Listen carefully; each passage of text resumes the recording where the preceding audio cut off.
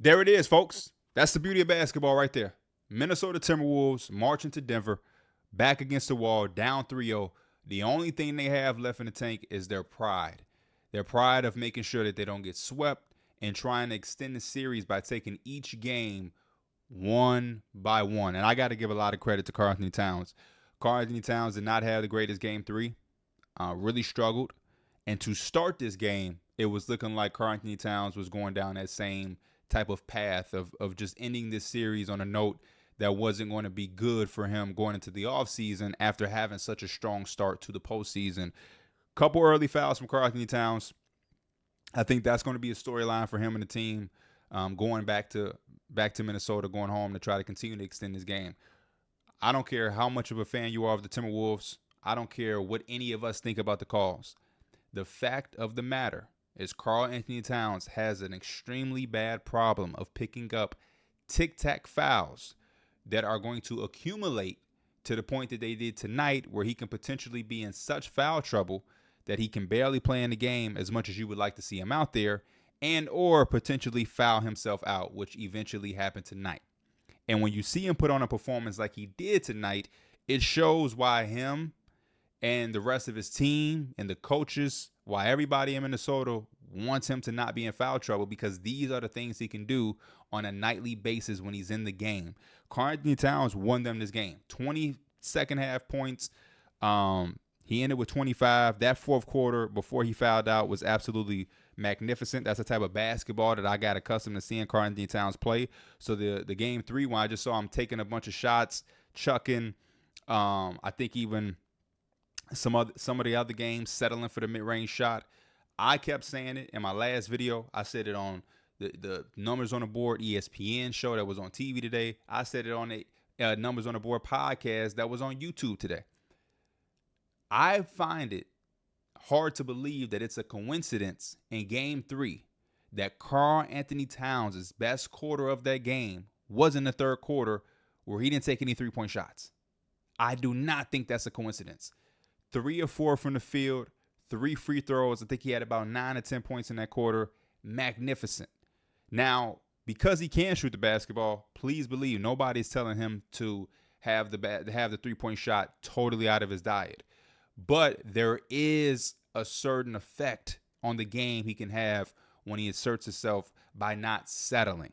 You got to use the three-point shot because you are the greatest three-point shooting big we've ever seen, but you can't have it to where it's like the only thing that you can do. You got a large toolbox there. Use all of your weapons wisely and put pressure on the Dallas Mavericks and their defenders, because if we're being honest, there's nobody on the Mavericks that can guard Karl-Anthony Towns. It's just not. There's very few people in the NBA that can. One-on-one. The Dallas Mavericks are going to do a very good job of team defending, playing the gaps heavy and extreme, but at the end of the day, P.J. Washington cannot guard you, Karl-Anthony Towns. He cannot. So I'm very happy for that reason. Also, I'm sure everybody has seen on Twitter, there's some bullshit-ass article about Karl-Anthony Towns. I'm not giving it the click. I've seen people take screenshots of different parts of the article. Bullshit. We love Karl-Anthony Towns here. We may joke and laugh at certain, clips that he may have. He really did. This is what movies is made of. All of that is fun and games. But not many of us, and probably not really all of us, I haven't seen anybody else really, we don't go at Cat in the character or root against him. We all love Cat. We embrace him. So I would tell everybody, we don't need to go out here and be negative. We don't need to wish harm on anybody. I've seen people do that. But what we need to do is we do need to come together as a basketball community, and we do need to speak out against that article. Not to get sidetracked, but that was some bullshit. And our game is so beautiful, and it's in such a good stage. We don't need any of that negativity. That's not real. That's not what we do when we have great talent like Karl-Anthony Towns. No matter how many funny clips he can give us, no matter how bad of a shooting night he may have, it's going to happen. But we don't allow that type of shit. And when things like that tries to fester into our game and into our communities and into what we do and what we have a love for, we must come together and unify. If we're not going to ever unify on anything, that is the type of shit we need to. We all are different fans of different fan bases. We're going to argue and disagree and have debates and different things like that. That's all good because it's coming from a genuine place. But when you have people and outlets that are trying to cook up things that is talking down on somebody's character that has nothing to do with what we know them for, We can't allow that, y'all. Back onto the game. One of the things that was evident from the start that I think came back and bit them was that Dallas didn't have that I smell blood in the water to start the game. That first half, credit to them for being able to fight back. But again, I think a lot of that was because of Karl-Anthony Towns having 3 fouls, Anthony Edwards having 3 fouls, Rudy having 3 fouls, and they were able to take advantage of that momentum of all of that happening, and then all of those guys not being able to be on the floor to close that quarter. Obviously, they parlayed that and was able to make up the ground going into the half. But when you look at that first half, there was a lot of stuff that was just like, this is not the energy, this is not the approach, this is not the swag, this is not the level of focus that you want from a team that's trying to close out a series at home and sweep a team. Sweeping the Minnesota Timberwolves is going to be a very, very big statement for me if, the Dallas Mavericks were going to be able to do it. But when I'm looking at the first half, the first thing that comes to my mind is the Kyrie Irving. Kyrie Irving, 6 points, 2 of 8 shooting. 2 free throws he made, and then he also had 2 turnovers. Him and Luka, I was not a fan of early on with the turnovers that they had. Luka had one early where he tried to throw it all the way down the court to Gafford. That's like his second or third time doing that in this series. I just don't love the rush, and I don't get it. The way that they've been playing all series in a pick and roll, you're going to always have these opportunities to feed Gafford. There's no need for them to really play with this extreme rush. I do love them playing with some type of pace because, again, I think anytime you can go against the Minnesota Timberwolves defense without allowing to fully set, I think, you take that.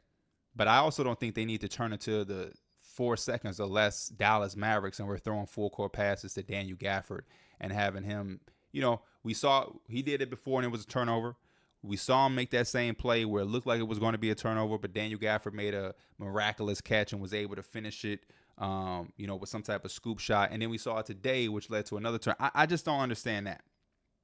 Kyrie had some turnovers where he just couldn't keep control of the basketball, and it looked like he was really starting to press a little bit throughout this game. I've really appreciated him throughout the playoffs, letting the game come to him, letting it really flow, and then finding where he fits in. And it felt like certain stretches he was trying to do that, but then it also felt like certain stretches where he was like, okay, I got to start, turning it up. And the shots just weren't falling. It was one of those nights. But I do think some of those turnovers and just some of the shots could have been a little bit better. I feel like at certain times, and I could be wrong, I just feel like Kyrie, knowing him, knowing his game as good as I do, it just felt like he was pressing a little bit because the shots weren't falling, and he knew that they were going to need him to affect this game in order for them to win, and he was absolutely right. You also didn't get the same production from P.J. Washington. P.J. Washington in his first half just couldn't get a shot to go down, and that was tough. And then obviously you miss Derek Lively because you have Dwight Powell coming in and playing some minutes off the bench. Wasn't my favorite minutes. And then Maxi Kleber. It's obvious that Maxi Kleber is still hurt. Now, when they said Maxi Kleber was going to play and he was going to be available, don't get me wrong, I didn't think he was 1,000% ready to play.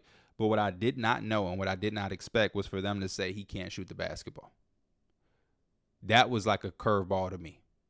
Because one of his values is him being able to come out and space the floor, knock down perimeter shots, and be a threat to kind of open it up. He's not the lob guy that Gafford and Lively is, but he does stretch the floor, and you have to think about him that way. But if we know he can't shoot and it's uncomfortable for him to shoot the basketball, then I don't know if I'm throwing him out there.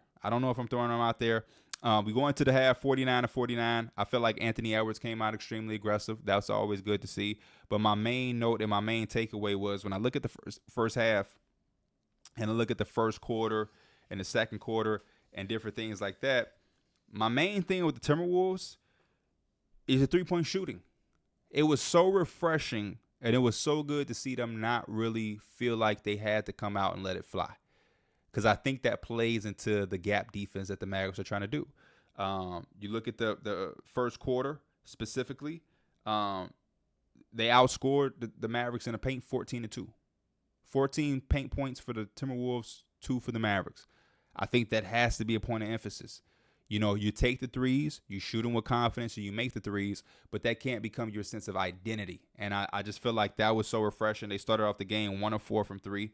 The shots weren't falling, but they were still able to dominate the paint and shot 62% from the field while having a little tough start from three.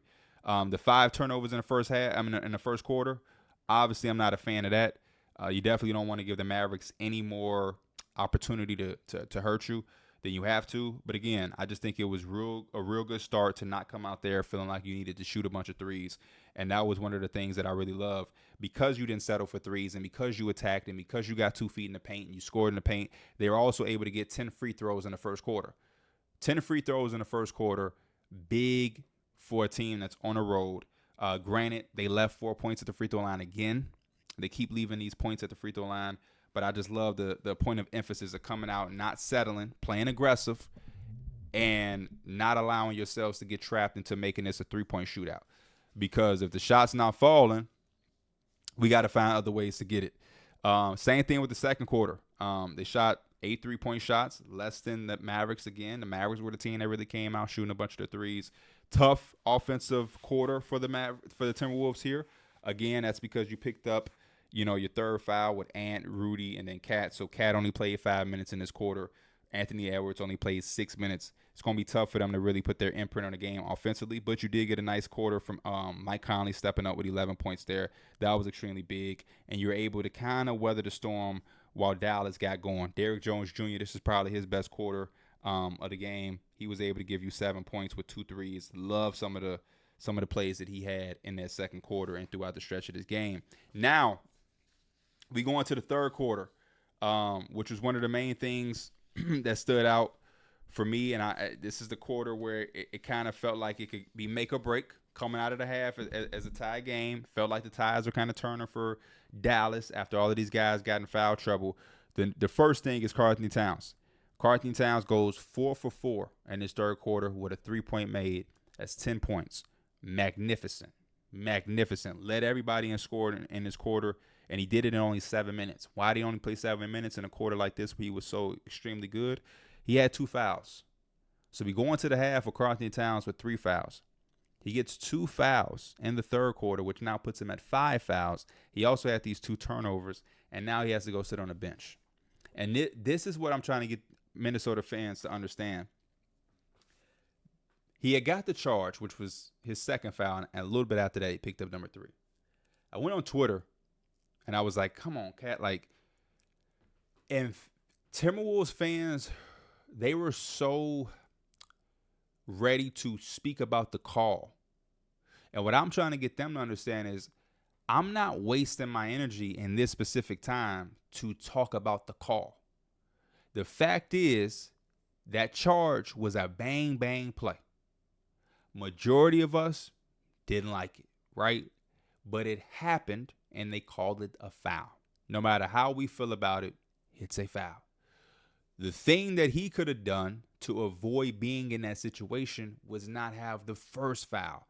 The first foul is the one foul that we keep talking about whenever we mention Karl-Anthony Towns in foul trouble. He has those away from the basketball, doing something silly type foul. And I can't remember if he was going for the passing lane, he was swiping at somebody. It was something that I just didn't feel like was needed for him. It was a foul that was kind of like silly. And because you got the first silly foul, now there's a questionable bang, bang call foul that can always go against you, especially on the road. And now you quickly have 2 fouls. There is no sense of us putting our energy into saying, oh, it's a bad call. We disagree. However we feel, me, you, however anybody feels, they called the foul and he now has 2. That's just the facts.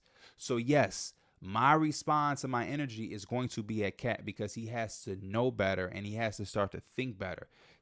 The same way with some of these other fouls, number 3, number 4, number 5.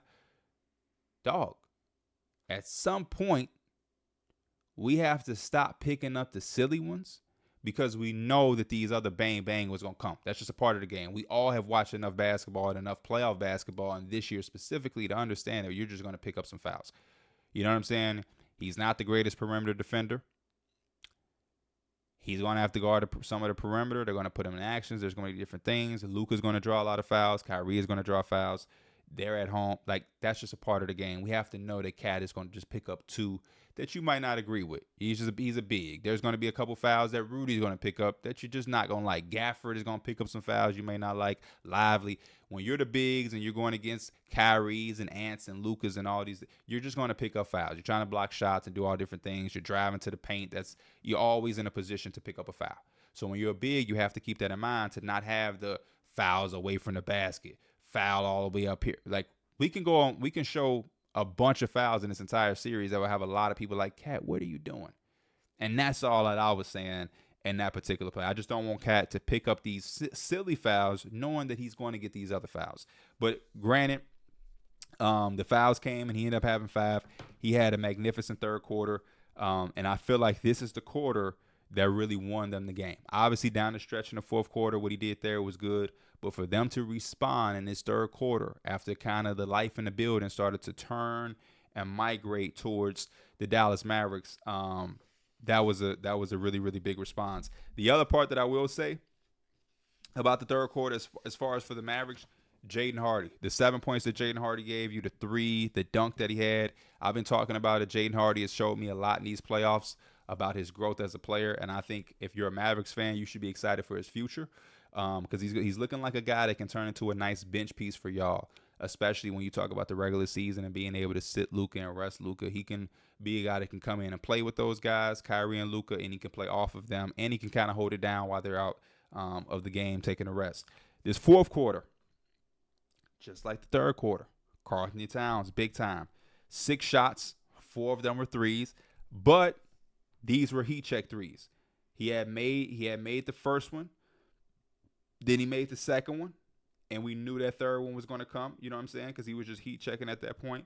There was even some plays. There was even a play after that a little bit where I think Anthony Edwards shot the ball or somebody else shot the ball, and I was like, man, I would force the ball to Karl-Anthony Towns. The way he was shooting the basketball in his fourth quarter to start before he picked up that final 6 foul, it was one of those heat check moments where I'm like, in my mind, let's just get him the ball. And I think Reggie Miller said the same thing. Like, man, I would look to get Karl-Anthony Towns the ball right here. And as much as you can credit the third quarter, I think you can also, if anybody said this is the quarter that won in the game, I can't disagree with that either. This is really the second half that won in the game. Karl-Anthony Towns, 20 points, 10 in each quarter. I can't speak enough about how amazing he was. They only took 5 threes in this quarter as well. They made 3 of them. That's a 60% clip. They got to the free throw line 8 times. Granted, they only made 4. But again, it just shows you how much can open up for you and how many different opportunities you can have when you're diversifying the shot selection. And then in the fourth quarter, let's just be real, man. Luka 1 of 5. PJ Washington 2 for 6, 1 of 4 from 3. I felt like he had some really, really, really, really, really good looks. Kyrie was 0 2 for 3, and I feel like both of the looks that he had were really, really good. He had the one on the right wing in transition. He had another one that I felt was really good, and he missed it. And I felt like at the end of this game, they got real indecisive, the Mavericks, about what they wanted to do, how they wanted to attack, and it just felt like they got into a bit of a panic. They started to let the threes really rain. They shot twice as more threes this quarter. Mavericks shot 12 compared to the Timberwolves 5, and they only shot 25%. So I didn't really love this quarter. I think it could have been better. I think overall in the game, Kyrie Irving could have been better. And the few things that stood out for me for the Timberwolves, I had written down.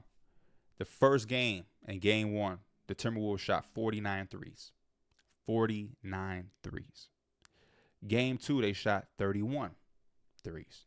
31 threes. Last game, game 3, they shot 30 threes. Shot 30 threes. This final game, they shot 24 threes at a 46% clip. They got to the free throw line 25 times. They scored in the paint 46 points. They outscored the Mavericks by 10 points in the paint. Every game is not going to be this simple. It's not going to be this easy. I'm understanding. But I do feel like this is somewhat of a recipe that they should start to look at. It's nothing wrong with shooting threes. Some games you're going to have at 31 attempts. Some games you're going to have 24 attempts. It is what it is. But I feel like when you don't settle and you don't bail the defense out and you force those referees to use that whistle, you force these teams to have to go in there and get physical with you. You allow yourself to not be predictable.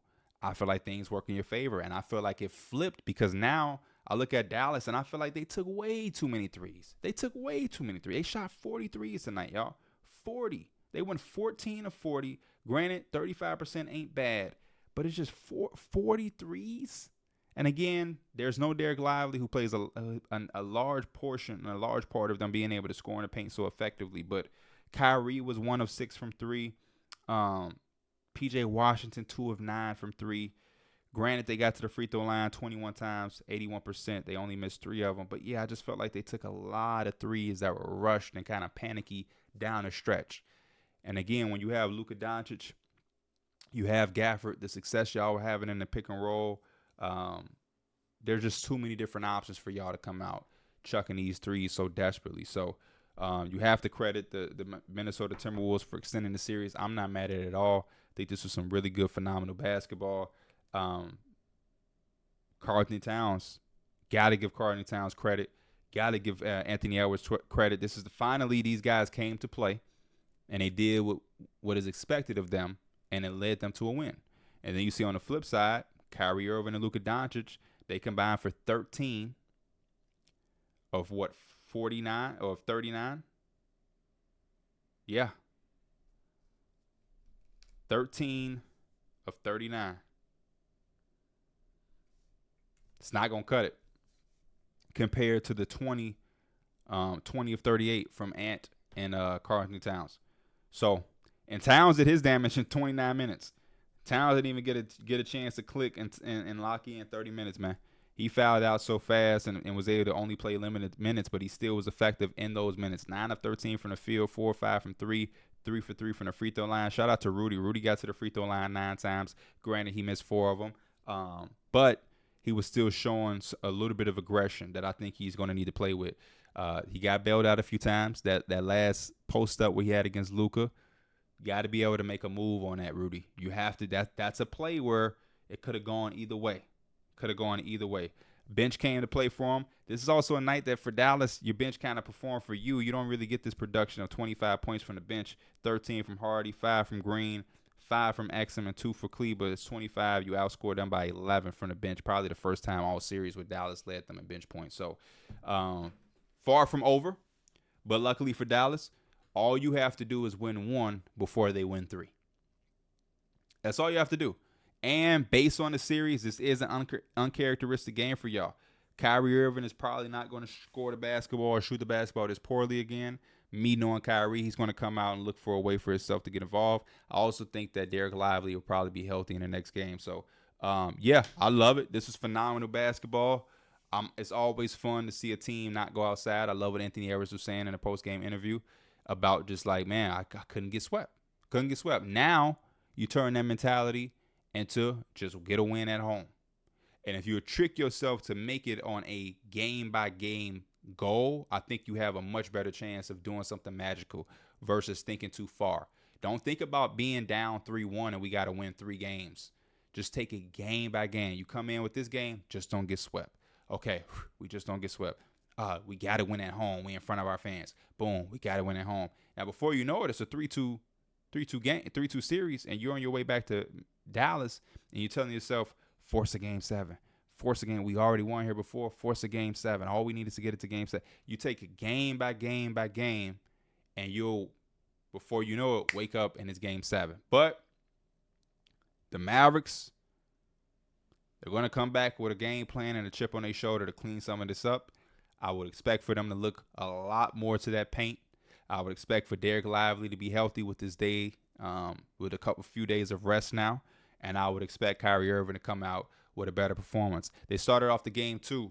Jaden McDaniels on Kyrie, Luka being guarded by Anthony Edwards. That was interesting. As always, this is P with a Plug. Make sure you tuned in and locked in all playoffs long. I appreciate y'all. Now that the Celtics and the Pacers series is over, I guess I'll still be seeing y'all, but just not every day. As always, I love y'all. I appreciate y'all. I'll see y'all soon. I'm out. Peace.